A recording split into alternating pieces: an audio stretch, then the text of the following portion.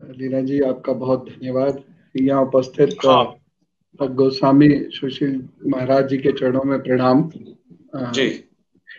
श्री जगदीश जी, आपका धन्यवाद। और हमारे जी परम श्रद्धेय श्री एम के सेठ जी, बहुत बहुत आभार, बहुत बहुत धन्यवाद। जी। मैं आपका शिष्य हूँ, मैं आपका शिष्य हूँ।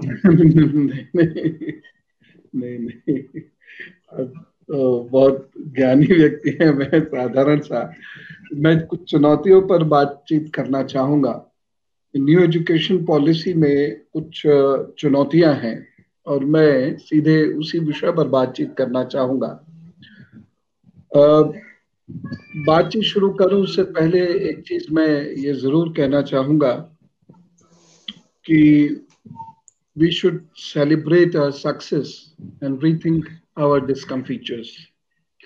ऐसा नहीं है कि एजुकेशन की फील्ड में कुछ नहीं हुआ, लेकिन बहुत कुछ होना चाहिए था, वो नहीं हुआ। तो जो कुछ हुआ है उसके लिए हमें प्रसन्न होना चाहिए। 1947 से लेकर आज तक अगर हम देखते हैं, एनालिसिस करते हैं, तो बहुत कुछ हुआ है। लेकिन जो कुछ नहीं हो पाया, जो कुछ होना चाहिए, उसकी तरफ एक सोच जानी जरूरी है। और ये एक बहुत टेक्निकल इशू भी है, ये एक बहुत इमोशनल इशू भी है। साथ ही साथ न्यू एजुकेशन पॉलिसी आने के उपरांत कुछ बहुत विशेष बातें हुई हैं, मैं उसका भी जिक्र करूंगा।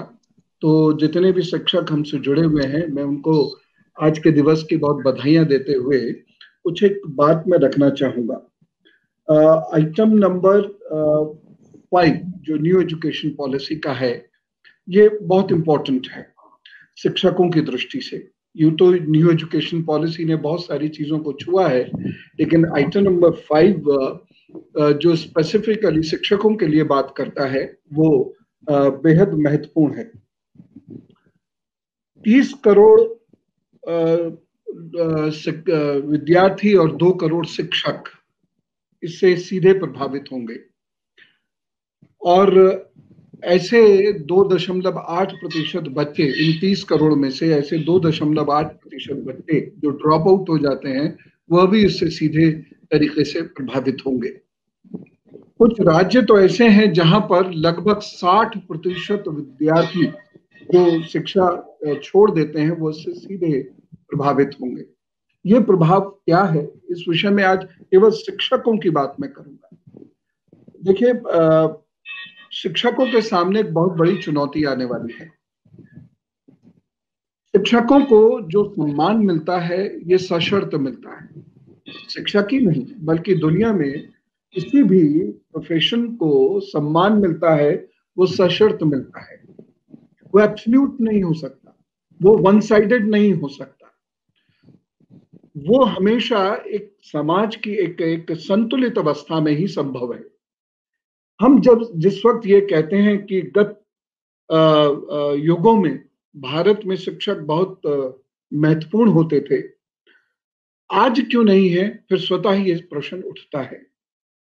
और इसके लिए आगे आने वाला समय कुछ इंडिकेशंस दे रहा है। यदि उन इंडिकेशंस को हमने नहीं पहचाना, तो आगे आने वाले समय में भी वह सम्मान नहीं मिलेगा। दरअसल अंग्रेज गुरुकुल सिस्टम से बहुत डर गए थे, बहुत घबरा गए थे, और उन्होंने मुगल सम्राटों के साथ मिलकर, बादशाहों के साथ मिलकर एक बाकायदा एक पॉलिसी बनाई और गुरुकुल सिस्टम को खत्म करने की ठान ली। गुरुकुल सिस्टम में एक पर्सनालिटी का उद्भव किया जाता था, एक व्यक्तित्व का निर्माण किया जाता था। और हम लोग जो श्री राम श्री कृष्ण के भजन गाते रहे, काश कि हमने श्री राम और श्री कृष्ण की शिक्षा पद्धतियों को समझने का प्रयत्न किया होता। वह भी विद्यार्थी थे, वह भी किसी के शिष्य थे, और उन्होंने क्या पढ़ा, हमारी पेडागॉजी उस वक्त में क्या होती थी, वेदांत दर्शन शिक्षा के बारे में क्या कहता है, एक शिक्षक को कैसा होना चाहिए, प्रश्नोपनिषद क्या बातें कह रहा है, वेद क्या बात कह रहा है, पुराणों में किस प्रकार से शिक्षा दी जा रही है, किस प्रकार से 18 विषयों से शिक्षा प्रारंभ होकर 64 विषयों तक पहुंचती है। काश कि कभी हमने इन विषयों पर सोचा होता। हमने भगवान को और भगवान के समस्त क्रियाकलापों को मंदिर में बंद कर दिया, हम तक वो पहुंचे नहीं। इसीलिए आज का शिक्षक ये जानता ही नहीं कि वह कितना महत्वपूर्ण है। सैद्धांतिक बातें अवश्य हैं, लेकिन सिद्धांतों को जब तक हम एग्जीक्यूट नहीं करते तब तक सिद्धांत का कोई विशेष लाभ होता नहीं है। बातें करने में निसंदेह बहुत अच्छा लगता है, लेकिन उसका कोई लाभ नहीं मिलता, क्योंकि अगर उसका लाभ मिलता तो आज ये स्थितियां नहीं होती। विश्व गुरु भारत आज एक छोटे से पेटेंट के लिए भी एलिजिबल नहीं हो पाता। और ऐसा नहीं है कि वैश्विक शक्तियां उस वक्त नहीं रोकती थी और आज ही रोकती हैं। उस वक्त भी हमारे सामने गतिरोध प्रतिरोध होते थे, आज भी हमारे सामने गतिरोध प्रतिरोध होते हैं, क्योंकि प्रतिद्वंद्विता हर युग में रही है। सतयुग में भी एक प्रतिद्वंद्विता रही है। हम इस सत्य को नकार नहीं सकते कि सतयुग में भी तकनीक थी और सतयुग में भी उस तकनीक को ह्रास करने की कोशिश होती थी। हम ये नहीं भूल सकते कि हड़प्पा समय में भी हमारा एक्सपोर्ट इंपोर्ट होता था, श्री राम के समय में भी हमारा एक्सपोर्ट इंपोर्ट होता था, मौर्य काल में भी हमारा एक्सपोर्ट इंपोर्ट होता था। तो हमें इस चीजों को बहुत समग्र रूप से देखने की आवश्यकता है, तभी कहीं जाकर हम शिक्षा और शिक्षक की चुनौतियों को समझ पाएंगे। इस शिक्षा नीति में जो बड़ा स्पष्ट लिखा हुआ है वो ये कि सिलेक्शन प्रोसीजर कठिन होने जा रहा है, और ये बहुत जरूरी है। किसे कुछ नहीं मिलता वो शिक्षक बनता है, ये भ्रांति अब टूटनी चाहिए। जो सारे पदों को प्राप्त करने की योग्यता से भी बड़ा है उसे शिक्षक बनना चाहिए। क्योंकि अगर हम ये कहते हैं कि शिक्षक गढ़ता है, तो क्या शिक्षक खुद गढ़ा हुआ है? क्या उसके पास भाषा की शुद्धता है? क्या उसके पास सभ्यता है? क्या उस पे विषय का ज्ञान है? क्या वह निरंतर अध्ययन करता रहता है? बहुत सारे शिक्षकों को मैंने देखा है, खासतौर से यूं तो मैं उच्च शिक्षा से जुड़ा हुआ हूं, लेकिन फिर भी मेरा मन जो रमता है वो प्राइमरी और सेकेंडरी एजुकेशन में रमता है, और उसी के लिए मैं कार्य करने को उत्सुक रहता हूं, कार्य कर भी रहा हूं। तो मैं उसमें ये पाता हूं कि ज्यादातर शिक्षक अपना ओरिएंटेशन नहीं करते, ज्यादातर शिक्षकों के घर पुस्तकें नहीं हैं, ज्यादातर शिक्षक अपनी तनख्वाह का 1% भी पुस्तकों और मैगजीन्स पर खर्च नहीं करते। ज्यादातर शिक्षक वह इंटरनेट पर या टेक्नोलॉजी पर नहीं जाते, वो वहां अपने जो नॉलेज ओरिएंटेशन है या नॉलेज को रिफ्रेश करना है वो नहीं करते। हायर एजुकेशन में भी बहुत सारे शिक्षकों के घर में अक्सर जाता हूं तो एक छोटा सा पुस्तकालय टटोलने की कोशिश करता हूं, नहीं मिलता। तो ऐसे में अब जो समय आ रहा है वो ओरिएंटेशन का आ रहा है, अब जो समय आ रहा है रिफ्रेश कोर्स का आ रहा है, अब जो समय आ रहा है उसमें 50 days in a year academic calendar में 50 दिन आपको को curricular activities, social work, inclusive approach, community interaction और अपने डेवलपमेंट से संबंधित देना पड़ेगा, उसे प्रस्तुत करना पड़ेगा। मैं इसमें लिख रहा हूं, लिख चुका भी हूं, और आगे भी मैं इस बात को माननीय मंत्री जी और मंत्रालय के साथ डिस्कस कर रहा हूं, करूंगा कि उसका क्रेडिट भी मिलना चाहिए। और ये केवल गवर्नमेंट शिक्षक तक नहीं होना चाहिए, ये प्राइवेट शिक्षकों तक भी पहुंचना चाहिए। उनकी तनख्वाह, उनका सम्मान, उसके लिए कुछ क्रेडिट्स तो चाहिए ही चाहिए, वो होना जरूरी है। और अगर ऐसा नहीं हुआ तो टीचर्स को वो सम्मान नहीं मिलेगा। जब एक टीचर समाज में जाते हैं और अशुद्ध भाषा के साथ बात करते हैं, समाज में जाते हैं और समाज का ज्ञान उन्हें नहीं होता, राष्ट्र के बारे में वो नहीं जानते हैं, तो उस वक्त वो कोई प्रभाव नहीं छोड़ पाते और लोग इसलिए उनका फिर मजाक उड़ाते हैं। ये बात ठीक है कि पूंजीवाद ने, ब्रिटिश पूंजीवाद ने, मुगल बादशाहत ने शिक्षक का शिक्षण पद्धति का नुकसान कर दिया, लेकिन उन्होंने अपनी सी प्रतिबद्धता दिखाने का प्रयास किया। हम कहां कमजोर पड़ गए, यह भी तो हमें देखना पड़ेगा। हम एक ऐसे कंफर्ट जोन में पहुंच जाते हैं शिक्षक बनने के उपरांत, जहां पर हम एक लीडरशिप छोड़ देते हैं। आप ज्यादातर शिक्षक को देखिएगा, खासतौर से primary, yes ma'am, yes ma'am, yes ma'am, I beg to say, pardon me ma'am, यही सब कुछ करते हैं। जहां शिक्षक की इतनी एक मीगर पर्सनैलिटी है, वो बच्चों के अंदर क्या लीडरशिप भरेगा? एक वो कमजोर व्यक्तित्व बन रहा है, तो बच्चों के अंदर क्या वो। और न्यू एजुकेशन पॉलिसी ने इस बात को एक्सेप्ट किया है कि जो शिक्षकों को एक्स्ट्रा टीचिंग एक्टिविटीज दी जाती हैं, बहुत सारे राज्य ऐसे हैं, लगभग सभी राज्य ऐसे हैं जहां जनगणना हो, वोटर कार्ड बनाना हो, जच्चा बच्चा का काम हो, शिक्षक को भेज दिया जाता है। कैसे भेज सकते हैं हम शिक्षक को, जबकि वो उसके लिए अपॉइंटेड नहीं है? ये अगेंस्ट द रेगुलेशंस भी है।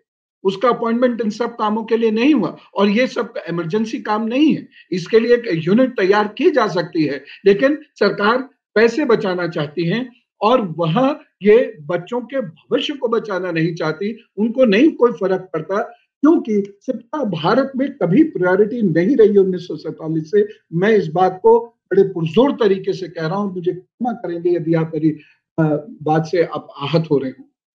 आप देखिए, मीडिया में नई एजुकेशन पॉलिसी आई, लेकिन मीडिया में उसकी बहुत ज्यादा चर्चा नहीं थी, अखबारों में उसकी बहुत ज्यादा चर्चा नहीं थी। बॉलीवुड न्यू एजुकेशन पॉलिसी पर बहुत हावी पड़ता है।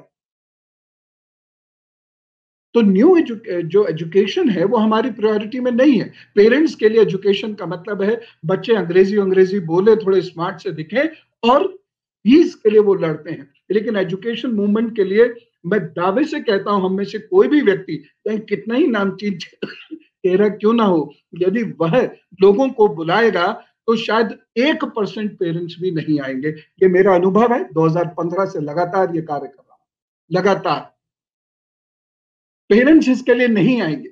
अगर आपका कोई ट्वीट आपका कोई ट्वीट या फेसबुक संदेश शिक्षा को लेकर है, तो उसको बहुत ज्यादा लाइक नहीं मिलेंगे। और नो डाउट लाइक एक पैरामीटर है आज के जमाने में, इसे समझने की जरूरत है। वो नहीं मिलेंगे आपको।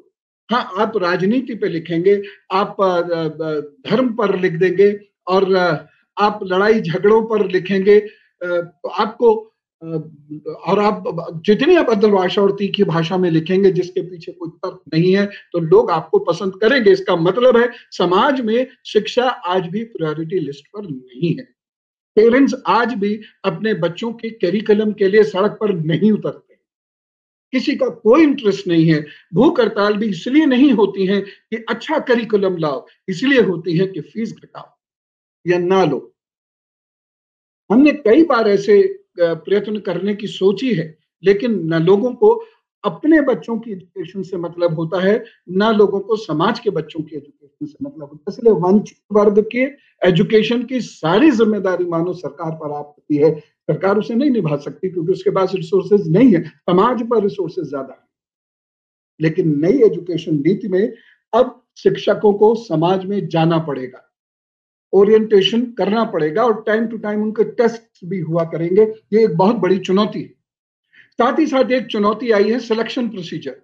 अब सिलेक्शन प्रोसीजर, यदि हम न्यू एजुकेशन पॉलिसी के 5.4 पर जाएं और उसके साथ 5.12 पर जाएं, तो हम, और 5.8 टू 5.10 अगर हम ध्यान से पढ़ते हैं, तो हमारी समझ में आ जाएगा कि ना केवल सिलेक्शन प्रोसीजर बल्कि सर्विस कंडीशंस भी टफ होने जा रही है।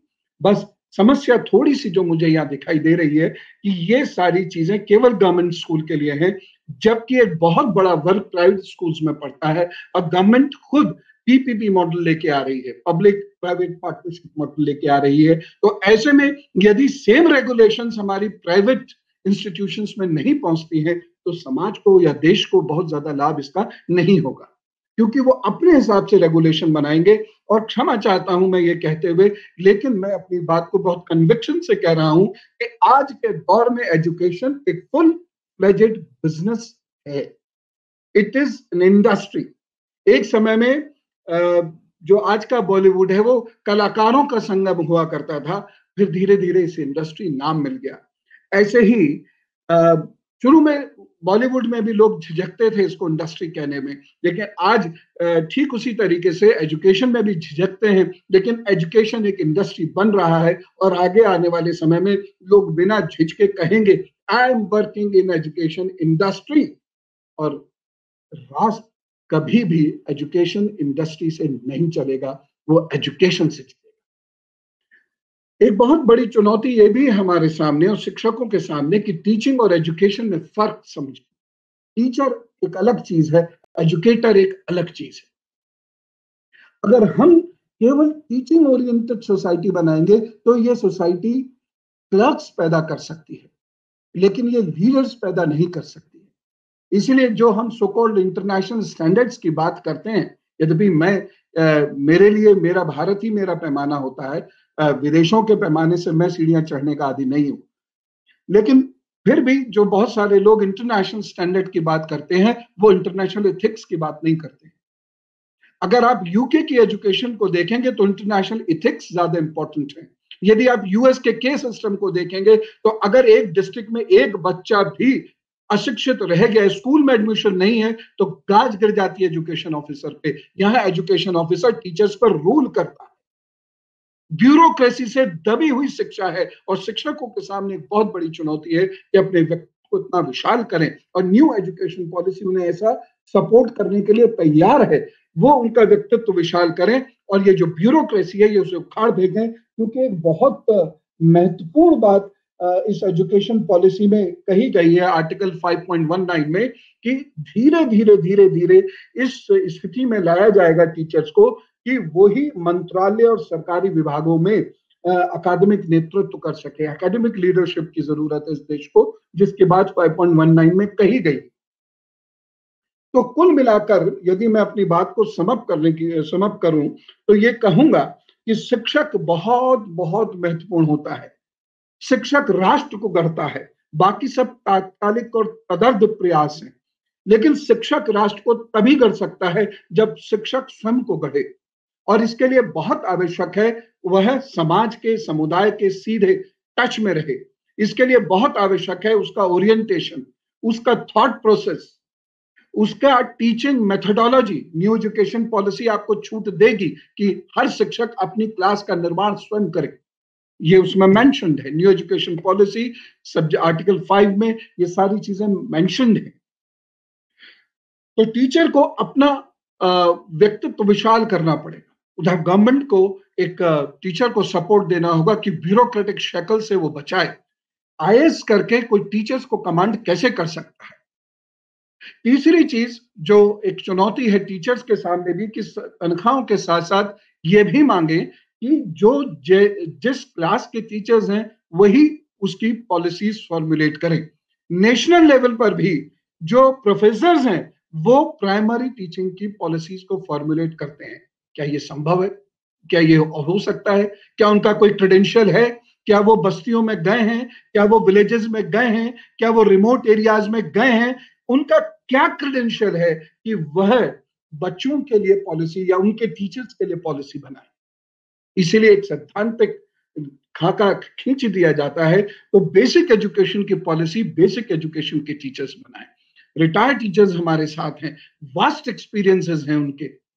Primary school teachers primary education की पॉलिसीज बनाए। नेशनल एजुकेशन कमीशन बने। नेशनल एजुकेशन कमीशन के 3 पार्ट्स हों जिसमें कोई किसी के पार्ट में इंटरफेयर ना करे।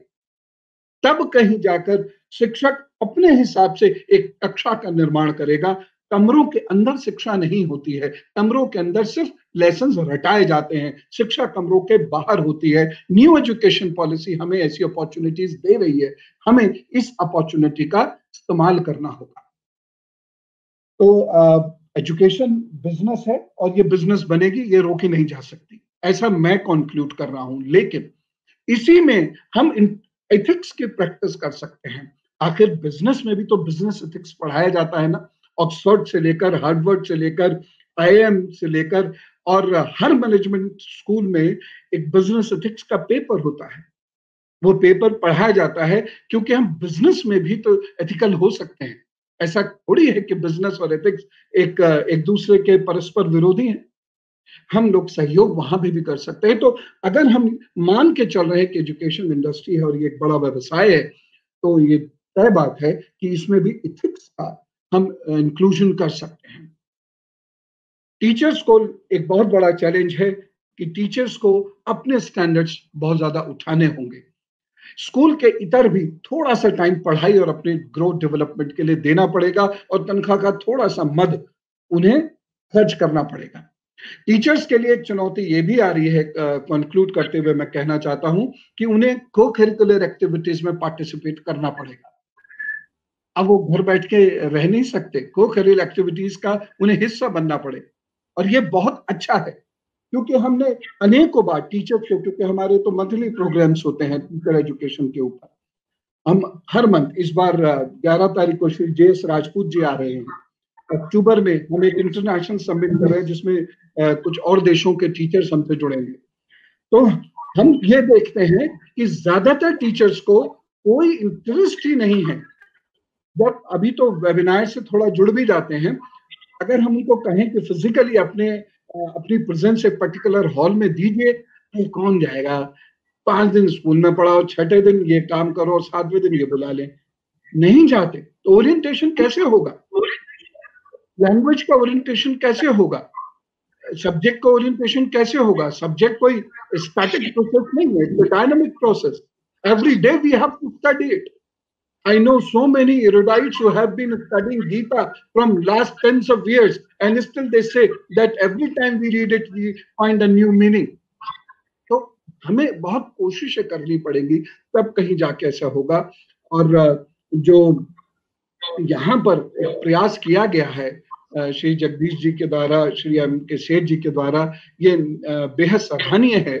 और ऐसे बहुत सारे एनजीओस को सामने आना चाहिए जो टीचर्स ट्रेनिंग पर काम करें, टीचर्स लीडरशिप पर काम करें, क्योंकि ट्रेंड टीचर होगा, लीडर टीचर होगा, तो वो ट्रेंड स्टफ प्रोड्यूस करेगा, लीडर स्टफ प्रोड्यूस करेगा। मैंने अपनी बात इसी के साथ मैं पूरी करता हूँ। अरे गुरु जी, आपने बहुत जबरदस्त बातें बताई, लेकिन आज जो हमारा फोकस है teachers empowerment and teachers future, इसके लिए नेशनल एजुकेशन जो पॉलिसी है, हम टीचर्स जो कि इस दुनिया की जड़ है, जो कि बीज है, जो कि सारे जितना भी हमारा डेवलपमेंट है उसके पीछे गुरु का ही हाथ है। मैं टीचर ना कह के गुरु कहूं, जैसे आप गुरु जी हैं, ये सारे गुरु उन बच्चों के लिए गुरु हैं। तो इनके उत्थान के लिए इस नेशनल एजुकेशन पॉलिसी में हमने क्या प्लान किया, क्योंकि आपने काफी डिस्कशन किया है, इनके फ्यूचर के लिए क्या प्लान किया है। आज हम कह सकते हैं कि आज जो भी समाज है वो गुरुओं की वजह से, और गुरुओं को जो मिला है वही उन्होंने दिया है। तो क्यों ना हम गुरुओं को दें, ज्यादा दें, जिससे बीज मजबूत हो, फाउंडेशन मजबूत हो। फाउंडेशन मजबूत होगा तो विश्व हमारा मजबूत होगा। फाउंडेशन पे ध्यान देने की जरूरत है, गुरुओं पे ध्यान देने की जरूरत है। इसके लिए एजुकेशन पॉलिसी में आपने जरूर काफी कुछ डिस्कस किया होगा, और हम उनके डेवलपमेंट के बारे में क्या सोच रहे हैं, उनके फ्यूचर बारे में क्या सोच रहे हैं, उसके बारे में ये हम कह सकते हैं कि गुरुओं ने जो किया वो मिलेगा, लेकिन गुरुओं के साथ हमने क्या किया। पहला तो इशू समाज का, सरकार का, देश का है कि हमने गुरुओं के साथ क्या किया। आज गुरु की बात कोई नहीं मानता, कहीं ना कहीं ठीक है हम भी जिम्मेदार हैं, लेकिन शुरुआत तो कहीं से होगी। तो आज जैसे महागुरुओं के द्वारा जरूर कुछ न कुछ पॉलिसी में कुछ डिजाइन किया गया होगा, या हम एक्शन प्लान में उसको सबसे पहले क्यों ना लाएं, क्योंकि किसी चीज की शुरुआत गुरु से ही होने वाली है। कोई समाज, कोई सिस्टम, कोई पॉलिसी, वो गुरु ने जैसे शिष्य बनाया, शिष्य वह गुरु एक कुम्हार है, घड़ा तो ऐसे बनेगा नहीं, कुम्हार ही बनाएगा। तो चलिए पहले हम लोग कुम्हार को कैसे आगे ले जाएं, आपसे जानना चाहेंगे। मैंने अपने पूरे वक्तव्य में न्यू एजुकेशन पॉलिसी और चैलेंजेस बिफोर टीचर्स पर ही बात की है, और मैंने इसमें आर्टिकल 5 जो न्यू एजुकेशन पॉलिसी का है, आर्टिकल 5 की मैंने चर्चा करी, आर्टिकल 10 to 12 की मैंने चर्चा करी, 5.19 की मैंने चर्चा करी है, आर्टिकल 5.3 की भी मैंने चर्चा की है। तो ये सारे आर्टिकल्स जो हैं, जो मैंने जिसकी चर्चा की है, ये टीचर्स को ही एम्पावर करने के प्लान्स हैं। इसमें स्पष्ट उल्लेख किया गया है कि टीचर्स की रेस्पेक्ट को रेस्टोर करने की कोशिश करेंगे, और बल्कि 5.1 में, न्यू एजुकेशन पॉलिसी के 5.1 में ये बहुत साफ बात कहते हैं, और ये मुझे अच्छा लगा कि गवर्नमेंट डॉक्यूमेंट इसको इतना साफ गोई से कह रहा है कि शिक्षक के अधिकारों की स्थिति वैसी नहीं है जैसी होनी चाहिए, और इसके लिए वो कुछ पॉलिसी और प्लानिंग भी बना रहे हैं, और जिसका निश्चित रूप से टीचर्स को लाभ मिलेगा। लेकिन जो टीचर्स को लाभ मिलेगा वो बाई फोर्स नहीं होना चाहिए, क्योंकि अगर टीचर्स पर भी फोर्स की जरूरत है तो फिर बेकार हो गया। टीचर्स तो सेल्फ प्रोपल्ड यूनिट होती है, अपने आप चलने वाली यूनिट होती है। तो टीचर्स को खुद पढ़ना होगा, समझना होगा, और आर्टिकल 5.2 में जो मेन स्ट्रीम में लाने की बात हो रही है टीचर्स को, या टीचर्स को जो समुदाय के साथ इंटरेक्ट करने की बात हो रही है, वो उनको एम्पावर ही कर रही है। साथ ही साथ इसमें ये भी बड़े स्पष्ट रूप से कहा गया है 4.4 में कि टीचर्स में उत्साह भरने की आवश्यकता है, टीचर्स को मोटिवेट करने की आवश्यकता है। यहाँ मैं एक चीज और कहना चाहूंगा कि हम लोग टीचर्स पेरेंट मीट की तरफ बहुत ध्यान देते हैं। दरअसल पीटीएम का कोई यूज ही नहीं है।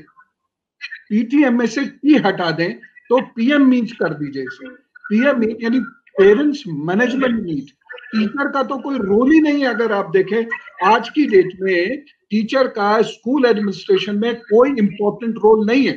10-20% हम वो भी यूफोरिक होकर कह देते हैं टीचर ये टीचर वो, लेकिन रोल नहीं है। प्रिंसिपल, वाइस प्रिंसिपल, उनके कोऑर्डिनेटर जो या उनके हेडमास्टर्स या हेडमास्टर, और सबसे इंपॉर्टेंट चीज स्कूल किसका है, मालिक कौन है, उसी का रोल है। तो why not parents should talk to management directly, जिसमें प्रिंसिपल भी हो और जो स्कूल के मालिक लोग हैं। मेरे बुरा लग रहा है मुझे ये शब्द इस्तेमाल करना, लेकिन फिर भी अब है तो रियलिटी एक्सेप्ट करनी पड़ेगी। तो उसमें उनके साथ बातचीत होनी चाहिए। टीचर्स के साथ तो सिर्फ पेरेंट जाए ये पूछने मात्र के लिए। लेकिन आपको ये मतलब ये मुझे दुख होता है कि पेरेंट्स टीचर्स को रूल करने की कोशिश करते हैं। ऑर्गेनाइजेशंस ऐसी बनती हैं जिसमें टीचर्स की शिकायतें की जाती है, टीचर्स को दबाने की कोशिश की जाती है, स्कूल को रूल करने की कोशिश की जाती है, जो गलत है। ये एक सिम्बायोटिक स्टेट होनी चाहिए। अगर ये सिम्बायोटिज्म नहीं क्रिएट होता तो टीचर की हालत तो अच्छी होने के बजाय और खराब हो जाएगी।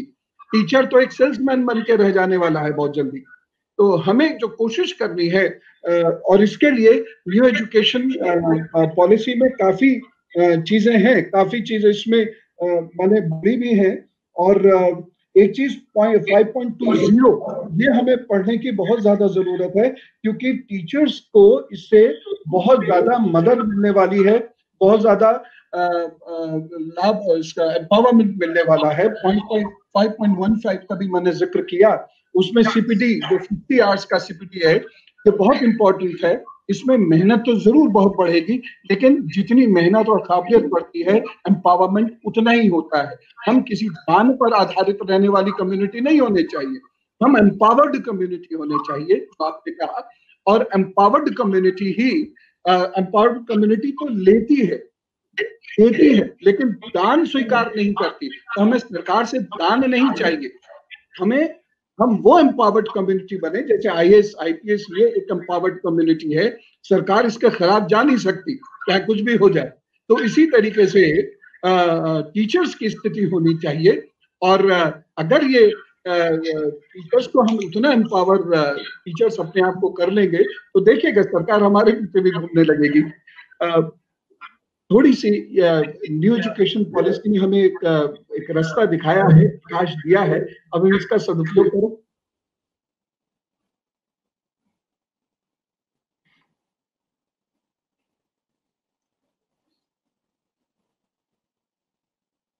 कर रखा आपने एक बड़ा अच्छा वर्ड इस्तेमाल किया, हाउ ईगर वांट। मैंने बुक पढ़ी थी, how to arouse an eager want and arouse an eager want and get whatever you want. तो अब ये ईगर वांट हम टीचर्स में कैसे जनरेट करें, क्योंकि आप महागुरु हैं और काफी ज्ञानी हैं, तो इसके लिए भी पॉलिसी में कहीं कोई ना कोई तो इंतजाम किया गया होगा। देखिए आज की डेट में जो टीचर्स बहुत दबा हुआ है, क्योंकि मैं कई जगह का चेयरमैन भी हूं, तो मैं जब जाता हूं मिलता हूं उनको मोटिवेट करता हूं, बड़ी मुश्किल से उभर करके आते हैं और उसके लिए हमें काफी समय देना पड़ता है। तो मैं आपसे जानना चाह रहा हूं कि उनके ईगर वांट उनके अंदर कैसे जनरेट, उनकी महानता का आभास कैसे दिलाया जाए, वो सृष्टि के निर्माता हैं वो कैसे उनको याद दिलाया जाए। इसके लिए एक हम लोग कोई ऑर्गेनाइज मुहिम चलावें, आप जैसे महान लोगों के साथ हम लोग ऑर्गेनाइज, मैं तैयार हूं अपना पूरा जीवन इसमें समर्पित करने के लिए। आप बताएं इसके लिए कैसे हम लोग मिलजुल करके कैसे प्रयास करें कि हमारे टीचर्स जो उनके अंदर ईगर वांट जनरेट हो। मुझे अभी स्क्रीन पर एस सूर्य प्रकाश जी दिखे तो मैं उनका अभिनंदन करना चाहूंगा। वो इस सिस्टम से सीधे जुड़े हुए हैं, काफी काम भी कर रहे हैं, तो आपका बहुत अभिनंदन। देखिए, टीचर एक ऐसी कम्युनिटी है जो बहुत ज्यादा डिमोरलाइज्ड कम्युनिटी हो गई है, जिसे पूरी दुनिया को मनोबल बांटना होता है, वह स्वयं मनोबल से हार रही है। कारण ये कि उस पर प्रेशर बहुत ज्यादा हो गया है, और प्रेशर उन लोगों का हो गया, एक कैपिटलिस्ट सिस्टम का हो गया है। भारत एक आध्यात्मिक देश है, अध्यात्म से बाहर भारत का कोई अस्तित्व नहीं रहेगा, और एक आध्यात्मिक देश आवश्यक रूप से एक समाजवादी देश होता है, आवश्यक रूप से, क्योंकि ये डिस्ट्रीब्यूशन जानता है, ये होर्डिंग नहीं करता है, संचय नहीं करता है। अब यही चीज टीचर्स को बतानी होगी, टीचर्स को घूम घूम के बाद बतानी होगी। मैं पिछले 20-22 वर्षों से ये कार्य कर रहा हूँ, इसका मुझे काफी लाभ मिलता है। टीचर्स के अंदर वह चेतना जागृत होती है। मैं कई मोटिवेशन क्लासेस के लिए टीचर्स के पास ज्यादा जाता हूँ बजाय बच्चों के। टीचर एक तैयार हो जाए तो वो 100 बच्चे हर रोज तैयार करेगा। लेकिन समस्या वहां आती है जहां ये टीचर ये कहता है कि मैं अपनी तरफ से सब कुछ करने को तैयार हूं, लेकिन सरकार की तरफ से या मेरे स्कूल के लोगों की तरफ से मुझे बिल्कुल सहयोग नहीं मिलता। यहां पर हम भी चुप हो जाते हैं, क्योंकि वो हमारे हाथ के बाहर की बात है। तो हम उसमें ये जरूर कहते हैं कि आप खुद ही को बुलंद करते रहिए, आप खुद ही को बुलंद करते रहिए, बाकी सारी चीजें छोड़िए। एक दिन खुदा खुद बंदे से पूछेगा, बता तेरी रजा क्या है, लेकिन उसमें समय लगेगा। और समस्या क्या है कि वह समय कोई नहीं दे रहा है अभी। तो टीचिंग एक ऐसी जॉब बना के रख दी गई है जिसे कहीं कुछ ना मिले वो टीचिंग में आ जाए। और मैं पुनः इस बात को कहना चाहूंगा, और यही बात उनको कहने की जरूरत है, कि जो सब कुछ पास करने की कैपेबिलिटी रखता है, इसका अगला चरण होता है टीचर बनना, ना कि सब कुछ भी ना पा सकने वाला टीचर बने।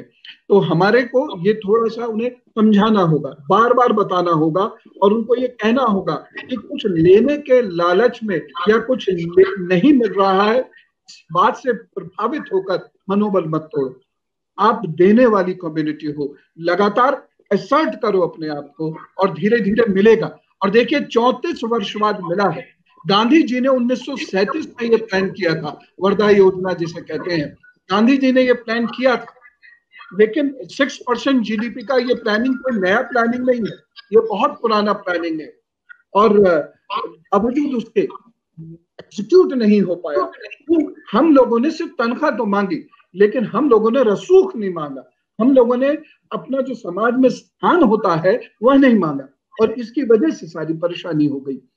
तो हम टीचर्स को जगह जगह जाएं, मोटिवेट करें, क्योंकि सम्मेलन करेंगे नहीं आएंगे वो, ये मैं आपको बता रहा हूँ। आप उन्हीं सेंटर्स में, उन्हीं के स्कूलों में, उन्हीं के प्रिंसिपल से आधा घंटा का भी लें ओरिएंटेशन के लिए, और वो भी स्कूल आवर्स में, क्योंकि अगर वो स्कूल आवर्स के बाद लेंगे कोई नहीं रुकेगा। तो स्कूल आवर्स में आधा घंटा अभी टीचर से ले लें, महीने 2 महीने में एक बार। हम सब साथ चलने को तैयार रहेंगे। यहाँ जितने भी लोग दिख रहे हैं, सभी जुझारू लोग हैं, सभी कर्मठ लोग हैं, और उसी तरीके से हम मोटिवेट करेंगे। मोटिवेशन का हमेशा प्रिंसिपल 10:1 रहता है। 10 में से 1 मोटिवेट होता है, 9 नहीं होते हैं, और उस 1 को साथ लेकर आगे बढ़ता जाता है, बढ़ना पड़ता है, और कारवां धीरे धीरे बढ़ता है।